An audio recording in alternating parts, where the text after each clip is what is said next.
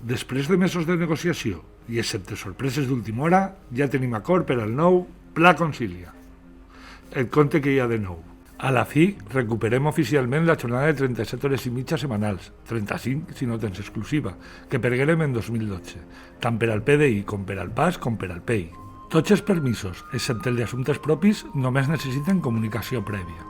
La denegació de moscosos i de la resta de drets que necessiten autorització hauran de ser motivades i amb indicació del perjudici que causaria per al servei, només denegacions genèriques. I si no n'estàs d'acord, pots adreçar-te a la Comissió de Seguiment i Vigilància, formada paritàriament per administració i sindicats, que a més de les tasques de millora i interpretació del pla, informaran i mediaran sobre les disconformitats en les denegacions. En un termini de 6 mesos, els horaris absurdes de PAS i PDI s'integraran en els horaris generals, o, si és el cas, en els especials que ja estan negociant-se en la mesa.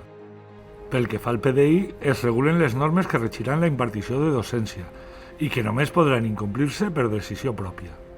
També es defineix l'horari de permanència obligatòria del PDI com el d'impartició de classes i tutories, donant seguretat jurídica a la pràctica habitual d'organitzar-se flexiblement. Però si no és prou flexibilitat, per els motius tipificats de conciliació, el PDI pot sol·licitar no impartir docència en una franja o franges horàries determinades. També el PAS i el PEI poden demanar la flexibilitat de l'horari de permanència obligatòria. Amb el nou càlcul de la jornada, passem de 30 hores a 42 hores i mitja i el període de gaudi s'amplia des de l'1 de juny al 15 de setembre. I continuem podent acumular la reducció en el matí o vesprada de l'exclusiva o en jornades completes a gaudir a partir de l'1 de juny. S'estableix la setmana de Pasqua com a torn únic i només els serveis que s'indiquen en el calendari laboral tindran els 2 torns habituals. El torn de Nadal queda com està. Per últim, la universitat farà una convocatòria anual de llicències sabàtiques de 6 mesos o un any, que es concediran per concurrència competitiva i que seran remunerades. STEP lluitarà per garantir la substitució del professorat per tal de poder gaudir-la sense saturar a la resta del professorat del seu departament. I fins aquí les novetats.